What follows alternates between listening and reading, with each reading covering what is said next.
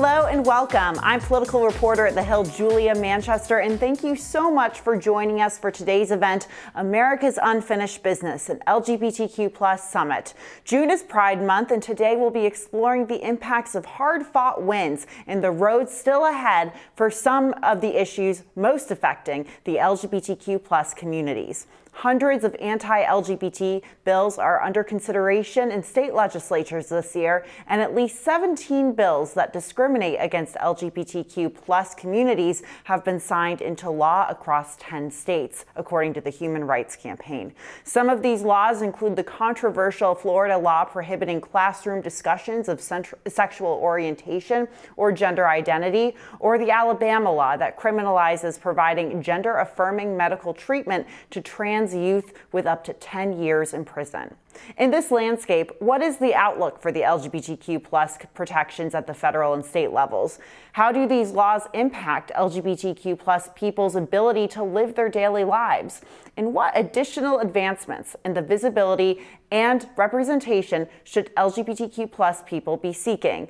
We are going to be putting many of these questions and many more in front of our fantastic speakers. But first, a few housekeeping notes. You can tweet at us at The Hill Events using the hashtag TheHillLGBTQ. We are broadcasting live, and we will be taking your questions throughout the program. As with any live stream, you could experience some occasional trouble with the video. Refreshing the page, in most cases, should fix that problem. And now my first guest is Congressman Mondaire Jones from New York. He co-chairs the Congressional LGBTQ+ Equality Caucus, and he made history alongside his colleague Congressman Richie Torres when he assumed office in January 2021 as one of the first Black, openly gay members of Congress. I recently spoke with him about what he feels are some of the most pressing issues facing the LGBTQ+ communities. Take a listen. Congressman, thank you so much for joining us today. I want to start off with a bit of a news of the day or recent news question. We've heard about this Roe v. Wade potential ruling, the leaked draft memo that showed that the court was poised to overturn Roe v. Wade. And we've heard this talked about so much in the realm of reproductive rights, women's rights and healthcare, and that sort of a thing. However, a lot of LGBTQ+ advocates say that this could impact or set a precedent for members of that community's rights. Wanted to get your take on that. It is absolutely the case that Justice Alito and the far right 6-3 majority on the court will not stop at taking away abortion rights from millions of Americans. Justice Alito's draft opinion points to decisions that have given fundamental rights to members of the LGBTQ+ community. Marriage equality, for example. The ability to have intimacy, same-sex intimacy, is another such decision. We know that because of the filibuster and the lack of political courage of a number of my Republican colleagues over the past couple of decades, it has been the Supreme Court of the United States that the LGBTQ community has turned to for the protection and the recognition of its rights. And we are now, unfortunately, seeing that at risk, all that progress at risk of being rolled back because of this 6-3 majority. Right, and I want to stay on this issue for a minute. You mentioned the filibuster. That's obviously such a hot topic, in previous elections, but this election as well. Can we expect to see members of the LGBTQ+ advocacy groups, that the political community in that group really talk about the importance of abolishing the filibuster? Is that an important issue to the community? Look, it's an important issue to everyday members of the LGBTQ+ community, and certainly to the vast majority of members of Congress, whether the House or the Senate, who are members of the LGBTQ+ community, perhaps with the exception of Kyrsten Sinema. But it remains the case that there are national LGBTQ+ rights organizations that have not yet weighed in support of abolishing or even reforming the filibuster. That is a travesty as I see it.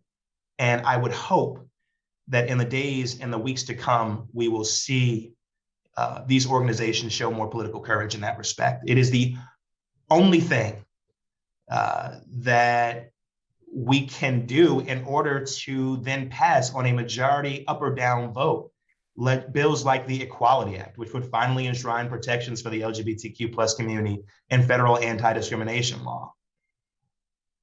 Right, right. And speaking of the Equality Act, I mean, could we talk about why it's so important to codify a law like the Equality Act? We know that President Biden has signed an executive order combating gender identity and sexual orientation-based discrimination. But explain to our viewers why the Equality Act, something that has really sat in limbo for years now, why that's so important. Well, a lot of folks don't realize that under federal law, it is still legal to evict someone from their home because they're a member of the LGBTQ plus community, or discriminate against them in the lending context. We did get a favorable Supreme Court decision a few years ago before the addition of Amy Coney Barrett, and at a time when Justice Kennedy was still on the court, saying that federal law, specifically the Civil Rights Act, should be interpreted to apply to the LGBTQ plus community in the employment context. But this is not how to make public policy, right? Litigation is a terrible way of making public policy. We should have across the board protections for the LGBTQ plus community in federal anti-discrimination law. And we have seen now, especially with the Supreme Court majority rolling back progress for the LGBTQ plus community, that we cannot rely on individual states. There should not be a patchwork system of protections. It should not, fundamental rights should not depend on whether you're in New York versus the state of Mississippi, for example.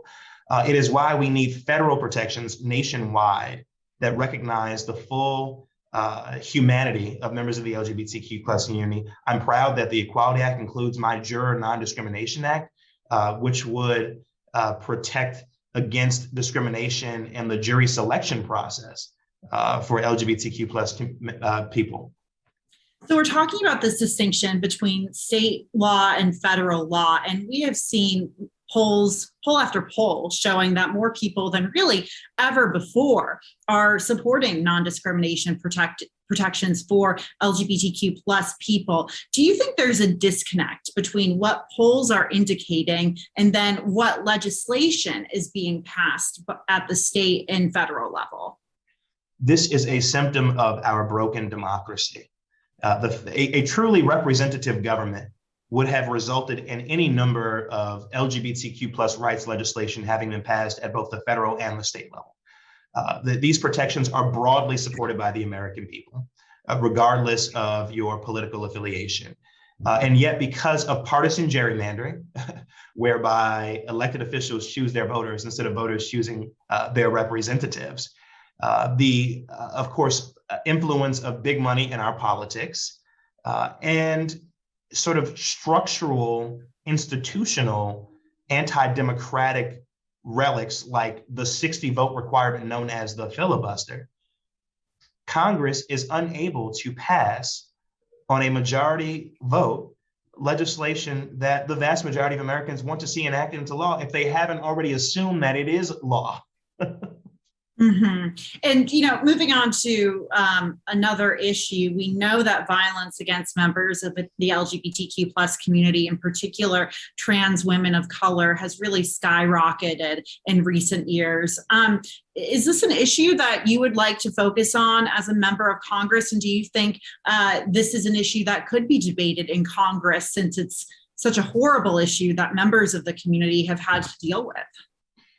And we have seen violence take place in a number of different contexts, not just physical violence, but policy violence. Mm-hmm. The way that trans individuals are treated in the incarcerated setting, as well as the violence that we see states enact when under law they have codified legislation that would deprive members of the trans community of their full humanity. And so we have to make sure that we are passing, among other things, the Equality Act, which would go a long way in prohibiting that kind of discrimination against trans persons. We also need to look at this question of equity, right? So it's not just enough to have anti-discrimination law.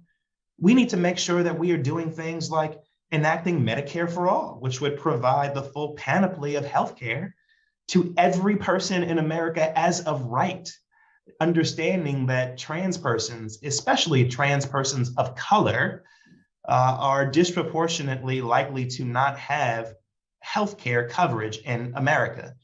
We also see, relatedly, LGBTQ plus youth experience homelessness, for example, at twice the rate of their cisgendered heterosexual counterparts. So we have to look at equity beyond anti-discrimination law.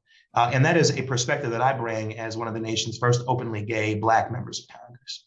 And you bring up such an interesting point about healthcare, because we know that these issues impacting the LGBTQ plus community impact so many other different communities like healthcare. What are some other issues that are very important in this moment to the community right now? And what should we be keeping our eyes out for in terms of what we can see in terms of advocacy?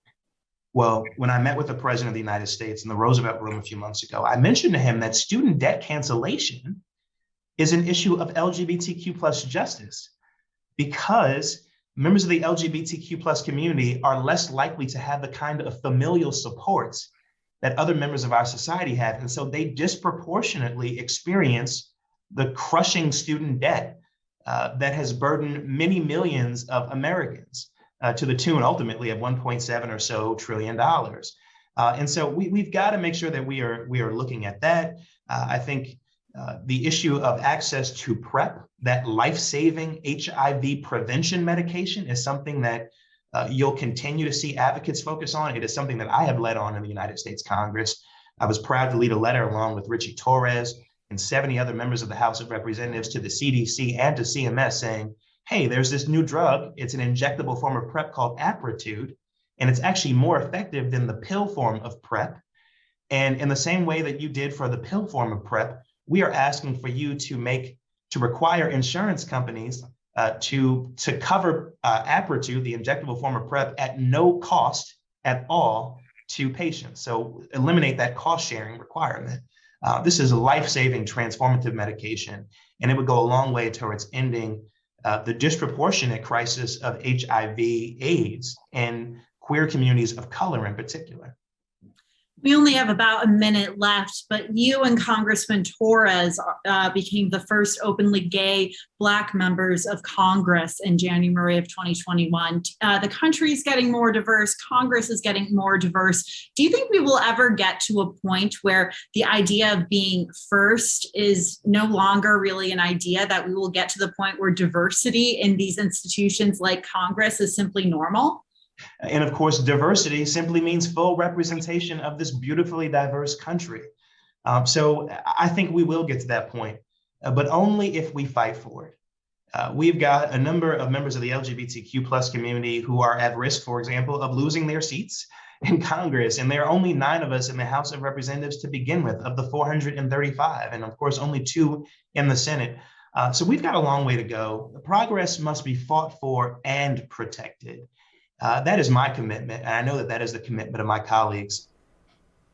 Congressman Jones, thank you so much for joining us. We appreciate it. Thank you so much. And thanks again to Congressman Mondaire Jones.